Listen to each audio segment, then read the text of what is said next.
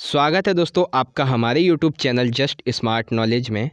आज हम बात करेंगे हिंदी व्याकरण के एक महत्वपूर्ण विषय के बारे में जो कि है अलंकार। आज हम दोस्तों देखेंगे अलंकार क्या होते हैं, इनके प्रकार और इनके उदाहरणों के बारे में। इंग्लिश में कहें तो फिगर ऑफ स्पीच यानी कि explanation, theory, types and examples. जिस तरह से दोस्तों मैं आपको समझाने वाला हूँ आज, ये चाहे आपका कोई भी किसी भी प्रकार का आपका गवर्नमेंट एग्ज़ाम हो, किसी भी प्रकार का गवर्नमेंट एग्ज़ाम हो आपका, चाहे वो यूपीएससी हो, ठीक है, एसएससी हो, सीजीएल हो, सीएचएस हो, जेईई हो, नीट हो या रेलवे हो, हर एक एग्ज़ाम के नज़रिए से मैंने महत्वपूर्ण तरीके से आपको समझाने का प्रयास किया है।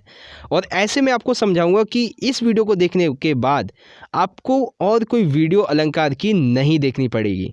बस आपको वीडियो पूरा देखना है और ध्यान से देखिएगा। तो चलिए देखते हैं अलंकार, फिगर ऑफ स्पीच के बारे में। सबसे पहले दोस्तों हम बात करते हैं अलंकार की परिभाषा क्या होती है, ठीक है। यानी कि अलंकार जो है जिसके बारे में हम पढ़ेंगे उसकी एक जो नॉर्मल डेफिनेशन होती है जिससे हम आगे देखेंगे वो क्या है।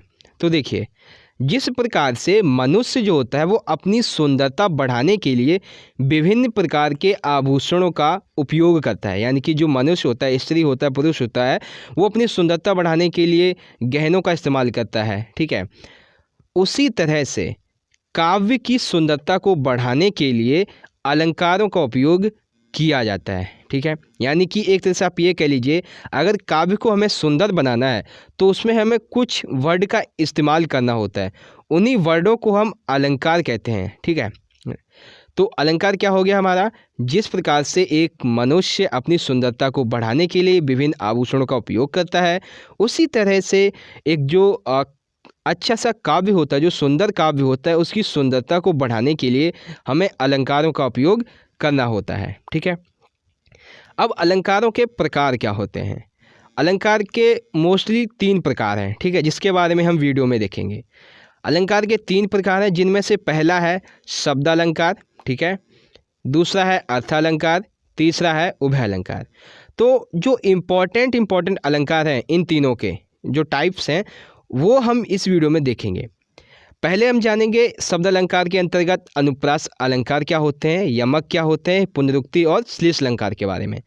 अर्थ अलंकार के जो भेद हैं, उपमा अलंकार, रूपक अलंकार, उत्प्रेक्षा अलंकार, अतिशयोक्ति अलंकार और मानवीकरण।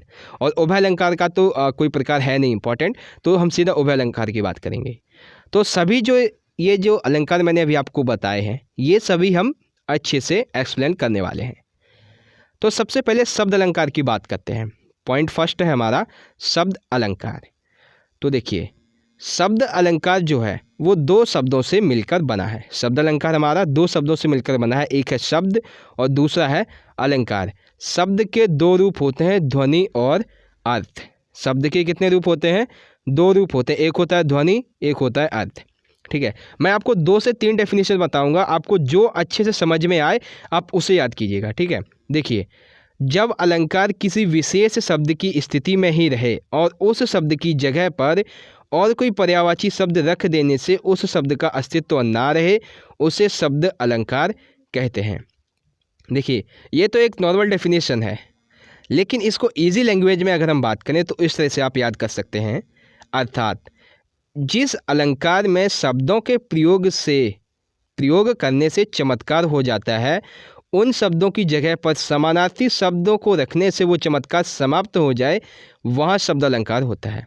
यानी कि शब्द अलंकार वे अलंकार होते हैं जहाँ पर शब्दों के प्रयोग से चमत्कार उत्पन्न होता है, वहीं जो शब्द जिनकी वजह से चमत्कार उत्पन्न हो रहा है, उन्हीं के जैसे समानार्थी शब्द या पर्यायवाची शब्द अगर हम वहाँ पे रख दें उस वर्ड की जगह, तो जो चमत्कार होता है, जो सुंदरता होती है, वो ख़त्म हो जाती है। तो उसे कहते हैं शब्द अलंकार। अब शब्द अलंकार के भी कई भेद हैं। कौन कौन से अभी हमने जाना था। शब्द अलंकार के 4 मुख्य भेद हैं जो हम देखेंगे। पहला है अनुप्रास अलंकार, फिर है यमक अलंकार, फिर है पुनरुक्ति अलंकार और फिर है श्लेष अलंकार, ठीक है। तो सबसे पहले बात करते हैं अनुप्रास अलंकार की। अनुप्रास अलंकार में देखिए क्या है, पहले अंडरलाइन करते हैं ताकि आपको सही से समझ में आए। देखिए, पॉइंट फर्स्ट है हमारा शब्द अलंकार, अनुप्रास अलंकार। अनुप्रास शब्द जो है वो 2 शब्दों से मिलकर बना है, एक है अनु और दूसरा है प्रास। यहाँ पर जो अनु है उसका अर्थ होता है बार बार और प्रास का अर्थ होता है वर्ण, यानी कि बार बार एक ही वर्ण का आना। जब किसी वर्ण की बार बार आवृत्ति हो तब जो चमत्कार होता है उसे अनुप्रास अलंकार कहते हैं। यानी किसी वाक्य में, किसी काव्य में एक ही वर्ण की बार बार आवृत्ति होती है तब जो चमत्कार उत्पन्न होता है उसे कहते हैं अनुप्रास अलंकार। जैसे उदाहरण के लिए देखिए, 3 उदाहरण मैं आपको बताता हूँ। चारू चंद्र की चंचल किरणें खेल रही थी जलथल में। अब पहले उदाहरण में देखिए, जो चा है वो 3 बार आया हुआ है, ठीक है। दूसरा उदाहरण देखिए, रघुपति राघव राजा राम। अब ये 4 वर्ड हैं, रघुपति राघव राजा राम। इन सभी में जो रा है, सबसे पहला शब्द का जो वर्ण है वो यहाँ पे है रा, ठीक है। तीसरा उदाहरण है, कायर क्रूर कपूत कुचली यूं ही मार जाते हैं। इसमें देखिए का 4 बार आया हुआ है, ठीक है। तो ये जो उदाहरण है, इनसे हम इस प्रकार से कह सकते हैं कि जिस वाक्य में एक ही जो वर्ण होता है वो बार बार आता है, जो उससे जो चमत्कार उत्पन्न होता है उसे कहते हैं अनुप्रास अलंकार। आई होप आप समझ गए होंगे। दूसरे अलंकार की बात करते हैं, यमक अलंकार। यमक अलंकार जो है, यमक का अर्थ होता है 2। अब देखिए, ये यहाँ पे आप सीधा सिंपल से ये याद रखिएगा, यमक का मतलब होता है 2। यानी कि जब एक ही शब्द ज़्यादा बार प्रयोग हो पर हर बार अर्थ अलग आए, वहाँ पर यमक अलंकार होता है। यानी कि एक ही शब्द जो है वो 2 बार उपयोग हो और दोनों बार उसका जो अर्थ है वो अलग अलग आए, वहाँ पर यमक अलंकार होता है। जैसे काली घटा का घमंड घटा। यहाँ पे ये बताया जा रहा है कि जो काली घटा है उसका घमंड घट गया, ठीक है। पहले घटा का मतलब होता है बादल और फिर घमंड घटा, यानी कि उसका जो घमंड था वो चूर चूर हो गया। दूसरा है कनक कनक। देखिए 2 बार आया है, कनक कनक ते 100 गुनी माद कता अधिकाय, या खाए बौरात नर या पाए बौराए। यानी कि एक जो कनक है इसका मतलब है सोना। अगर ये मिल जाता है तो जो व्यक्ति होता है वो क्या होता है, पागल हो जाता है, ठीक है। क्योंकि जब उसे अधिक सोना मिल जाता है तो उसे समझ नहीं आता वो क्या करे। दूसरे कनक का मतलब है धतूरा। यानी कि अगर कोई व्यक्ति धतूरा खा लेता है और वो नशे में हो जाता है तो तब भी वो बौरा जाता है, यानी कि तभी वो पागल जैसा बिहेव करने लगता है। तो कनक कनकते 100 गुनी माद कथा अधिकाय, या खाए बौरात नर या पाए बौराए, ठीक है। तो ये है यमक अलंकार, जहाँ पे क्या होता है, एक ही वर्ड 2 बार आता है और दोनों बार जो उसका अर्थ होता है वो अलग निकलता है, ठीक है। बात करते हैं तीसरे अलंकार की। तीसरा है पुनरुक्ति अलंकार। अब जैसा कि शब्द से ही पता चल रहा है, पुनरुक्ति यानी कि बार बार आना, ठीक है। तो पुनरुक्ति अलंकार भी 2 शब्दों से मिलकर बना है, एक है पुनः, दूसरा है उक्ति। जब कोई शब्द 2 बार दोहराया जाता है वहाँ पर पुनरुक्ति अलंकार होता है। यानी कि जब कोई शब्द जो है 2 बार दोहराया जाए वहाँ पर पुनरुक्ति अलंकार होता है, लेकिन उसका जो अर्थ होता है वो अलग अलग नहीं होता है, ठीक है। तो देखिए उदाहरण इसका एक ही है, ठुमकी ठुमकी रुंझुन धुनी सुनी कनक अजीर शिशु ढोला। यानी कि जब धीरे धीरे की जो शिशु होता है वो चल रहा होता है तो उसकी जो धुन होती है, पैरों की जो रुंझुन होती है, जो पाजेब उसके पैरों में बंधी हुई होती है, उसकी जो ध्वनि होती है वो सुनकर धीरे धीरे वो जो चल रहे होते हैं उसी के बारे में बताया गया है। तो यहाँ पे ठुमकी ठुमकी जो है वो 2 बार उपयोग किया गया है, ठीक है, लेकिन अर्थ एक ही है। तो ऐसे में यहाँ पे पुनरुक्ति अलंकार का उपयोग हुआ है। आई होप आप समझ गए होंगे। बात करते हैं पॉइंट 4 की, यानी कि जो अलंकार है, शब्द अलंकार का जो भेद है, श्लेष अलंकार, इसके बारे में। तो देखिए, जहाँ पर कोई शब्द एक ही बार आए पर उसके अर्थ अलग अलग निकले वहाँ पर श्लेष अलंकार होता है। यानी कि वर्ड एक ही होगा, ठीक है, यानी किसी काव्य में एक ही शब्द एक बार आएगा लेकिन उसका जो अर्थ है वो दो एक से अधिक निकलना चाहिए, ठीक है। जैसे रहीमन पानी राखिए बिन पानी सब सून, पानी गए न उबरे मोए मानस चून। यहाँ पे देखिए पहले जो क्या गया है, रहीमन पानी राखिए, यानी कि पहले पानी का मतलब ये है पानी बचाइए, बिन पानी सब सून, यानी कि जो पानी है अगर वो नहीं रहेगा तो सब कुछ सूना हो गया। पानी गए न उबरे मोई मानस चून, यानी अगर पानी खत्म हो गया तो कोई भी मानस जो कोई भी व्यक्ति जो वो जिंदा नहीं रह पाएगा। सीधे चलते राह जो रहते सदा निशंक, यानी सीधे जो चलते रहते हैं उनकी जो राह होती है वो सदा निशंक रहती है। जो करते विलप उन्हें हरि का है आतंक। यानी कि यहाँ पे ये बताया गया है, जो श्लेष अलंकार होता है इसमें एक ही वर्ड एक ही बार उपयोग किया जा रहा है और हर बार उसका जो अलग है जो अर्थ होता है वो दो निकलते हैं। ठीक है, तो ये था हमारा श्लेष अलंकार। आई होप आप समझ गए होंगे। तो इस तरह से दोस्तों हमारा ये जो शब्द अलंकार होता है इसके बारे में यहाँ पे ये ख़त्म होता है। शब्द अलंकार के कितने भेद हैं जो हमने बताए हैं? 4, अनुप्रास, यमक, पुनरुक्ति और श्लेष। आई होप आपको समझ में आया होगा। बात करते हैं दोस्तों अर्थ अलंकार के बारे में। ठीक है, दूसरा है शब्द अलंकार, हमने कंप्लीट कर लिया है। तो देखिए, जब किसी वाक्य का सौंदर्य उसके अर्थ पर आधारित होता है तब यह अर्थ अलंकार के अंतर्गत आता है। यानी कि कोई जो वाक्य है उसका जो सौंदर्य है वो उसके अर्थ पर निर्भर करता है, वहाँ पे अर्थ अलंकार होता है। यानी कि जहाँ पर अर्थ के माध्यम से काव्य में चमत्कार होता है वहाँ अर्थ अलंकार होता है। यानी इस काव्य का जो अर्थ है वो क्या निकल रहा है तो उसमें जो चमत्कार जो उत्पन्न होता है उसे अर्थ अलंकार कहते हैं। अर्थ अलंकार के हमने 5 भेद हम इस वीडियो में देखने वाले थे, जो कि मैंने आपको बताया था। पहला है उपमा, दूसरा है रूपक, तीसरा उत्प्रेक्षा, चौथा है अतिशयोक्ति और पांचवा है मानवीकरण। तो बात करते हैं पहले की उपमा अलंकार के बारे में। ठीक है, तो देखिए, उपमा शब्द का जो अर्थ होता है वो होता है तुलना। आपको सिंपल सा याद रखना है, जहाँ पे भी उपमा आ जाए तो वहाँ पे ये याद रखिएगा कि तुलना की जा रही है। जब किसी व्यक्ति या वस्तु की तुलना किसी दूसरे व्यक्ति या वस्तु से की जाए वहाँ पर उपमा अलंकार होता है। यानी कि कहीं पर किसी व्यक्ति या वस्तु की तुलना दूसरे व्यक्ति या वस्तु से की जाती है तो वहाँ पे उपमा अलंकार होता है। फॉर एग्जाम्पल, सागर सा गंभीर हृदय हो। देखिए यहाँ पे ये कहा गया है सागर जो है वो एक बहुत विशाल होता है, तो उसी का जो पानी जैसा जो हृदय होता है, ठीक है, सागर जैसा विशाल गंभीर हृदय हो, यानी मनुष्य जो है उसका वो धैर्यवान होना चाहिए। दूसरा है गिरी सा ऊंचा हो जिसका मन, यानी पर्वत शिखर जो होता है उसके ऊंचाई जितना जिसका मन होता है, साफ मन जो होता है, यहाँ पे प्रकृति से तुलना की जा रही है मनुष्य की। कर कमल सा कोमल, यानी कि जैसे जो कमल होता है, ठीक है, उसी तरह से व्यक्ति को अपना जो स्वभाव होता है वो कोमल रखना चाहिए। ठीक है, तो यहाँ पे उपमा अलंकार जो है ये जो उदाहरण मैंने आपको बताए हैं ये यहाँ पे ये दर्शाते हैं कि जैसे सागर, पर्वत और कमल ये सभी मनुष्य के हृदय, मन और जो सद्भाव है उसकी यहाँ पे तुलना की जा रही है। ठीक है, अब जो उपमा अलंकार है उसमें 2 अंग होते हैं उपमा के। ठीक है, एक होता है उपमेय और दूसरा होता है उपमान। ठीक है, तो उपमेय क्या होता है? जिस वस्तु की समानता किसी दूसरे पदार्थ से दिखलाई जाए वह उपमेय होता है। यानी कि जैसे कर कमल सा कोमल, इस उदाहरण में जो कर है वो उपमेय है। ठीक है, दूसरा है उपमान। उपमेय को जिसके समान बताया जाए उसे उपमान कहते हैं। यानी जो उपमेय होता है जिसके समान उसे बताया जा रहा है उसे कहते हैं। जो उदाहरण है हमारा कर सा कोमल, ठीक है, तो इसमें जो कोमल है जो कमल है उसे यहाँ पे बताया जा रहा है उपमान। ठीक है, ये था हमारा उपमा अलंकार। बात करते हैं रूपक अलंकार की।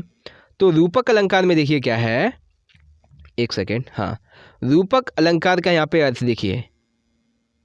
हाँ, जब उपमान और उपमेय में अभिन्नता या भेद दिखाया जाए तब यह एक रूपक अलंकार बन जाता है। यानी कि अभी हमने उपमान और उपमेय के बारे में जाना था। ठीक है, तो इसमें जब जो अभेद दिखाया जाए तब यह रूपक अलंकार कहते हैं।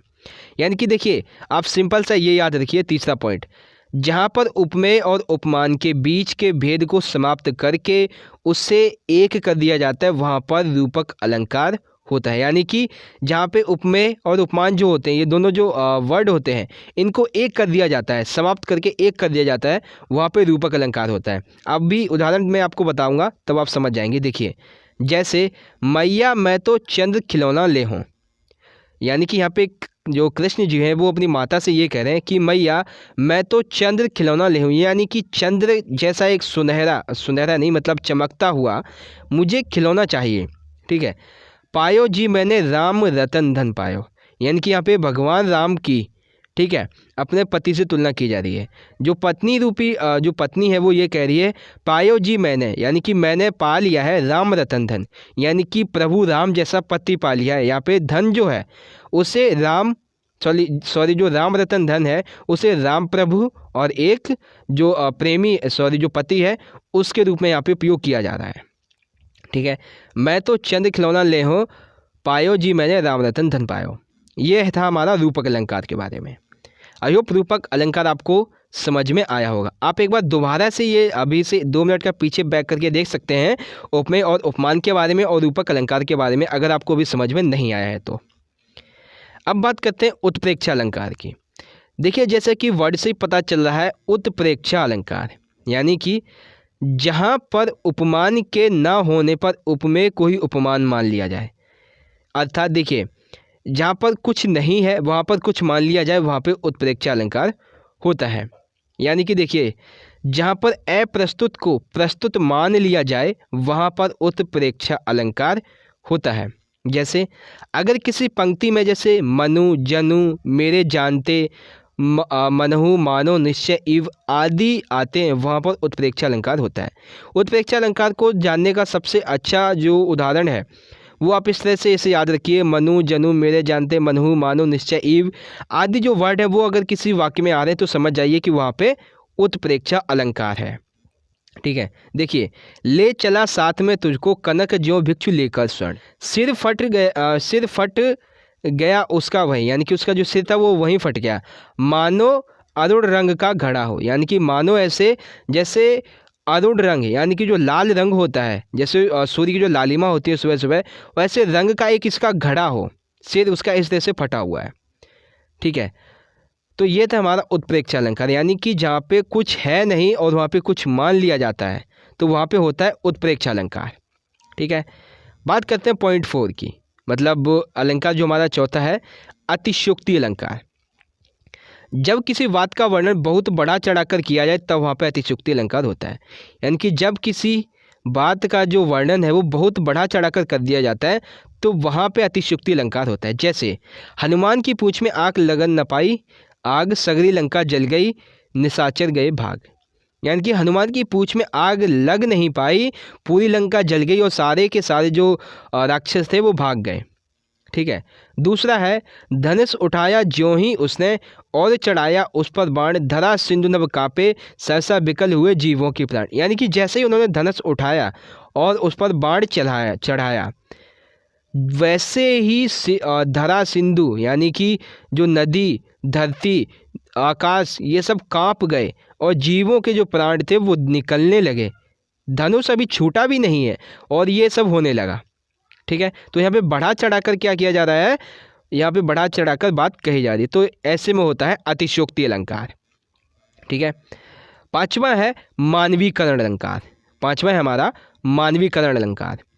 जब प्राकृतिक चीज़ों में मानवीय भावनाओं के होने का वर्णन हो तब वहाँ मानवीकरण अलंकार होता है। यानी कि जहाँ पर जो प्राकृतिक चीज़ें हैं वहाँ पे मानवीय भावनाओं के होने का अगर वर्णन हो रहा है तो वहाँ पे मानवीकरण अलंकार होता है। जैसे फूल ही हंसे कलियाँ मुस्कुराएं, यानी कि जो फूल हंस रहे हैं कलियाँ मुस्कुरा रही हैं, यहाँ पे कहने का अर्थात ये है कि जो नर और मादा यानी कि जो स्त्री और पुरुष हैं वो एक दूसरे को देखकर मुस्कुराते हैं।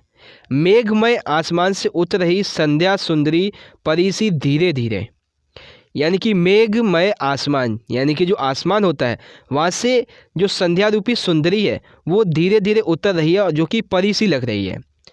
तो यहाँ पे जो प्राकृतिक चीज़ें हैं उनमें मानवीय भावनाओं के होने का वर्णन हमें दिखाई दे रहा है। ठीक है, तो ये था मानवीकरण अलंकार। तो इस तरह से दोस्तों हमारा ये जो हमारा जो अर्थालंकार था ये यहाँ पे ख़त्म होता है। इसके 5 वेद थे, हमने बताए थे उपमा अलंकार के बारे में, रूपक अलंकार के बारे में, उत्प्रेक्षा अलंकार के बारे में, अतिशयोक्ति अलंकार के बारे में और मानवीकरण अलंकार के बारे में। एक रह जाता है आखिरी उभय अलंकार। ठीक है, ये अलंकार जो है वो बहुत छोटा सा है इसलिए मैंने लास्ट में इसको बताया है। देखिए क्या है, ऐसा अलंकार जिसमें शब्द और अर्थ अलंकार दोनों का योग है। यानी कि ये वह अलंकार होता है जिसमें ऊपर वर्णित जो शब्द अलंकार होते हैं अर्थ अलंकार होते हैं दोनों का ही योग हो। अर्थात जो अलंकार शब्द और अर्थ दोनों पर आधारित रहकर दोनों को चमत्कारी करते हैं वहाँ पर अलंकार होता है। यानी कि जो अलंकार शब्द और अर्थ दोनों पर आधारित रहकर चमत्कार उत्पन्न करते हैं वहाँ पे उभय अलंकार होता है। जैसे कजरारी अखियन में कजरारी ना लिखा है।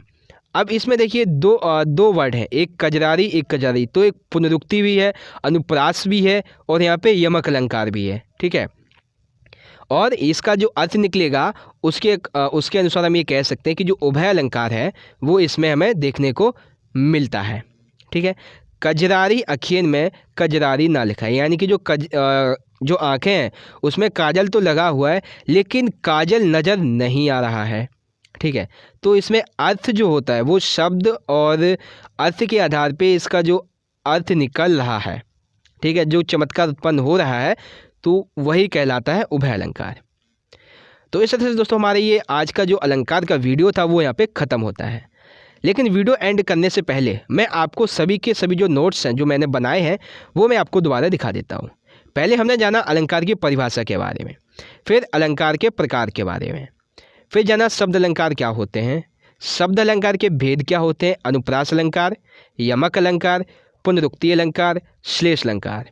फिर हमने जाना अर्थ अलंकार के बारे में, जिसमें हमने 5 वेद जाने थे, उपमा अलंकार, ठीक है, रूपक अलंकार, उत्प्रेक्षा अलंकार, अतिशुक्ति अलंकार, मानवीकरण अलंकार और उभय अलंकार। तो आई होप दोस्तों कि आज की ये वीडियो आपको पसंद आई होगी। अगर वीडियो अच्छी लगी है तो लाइक करना, वीडियो को ज़्यादा से ज़्यादा अपनी सभी दोस्तों के साथ ज़रूर शेयर कर दीजिए। हम मिलेंगे दोस्तों अगली वीडियो में आपके अगले इंपॉर्टेंट टॉपिक के बारे में, हिंदी ग्रामर के। तो चलो से मिलेंगे अगली वीडियो में। धन्यवाद। जय हिंद, वंदे मातरम।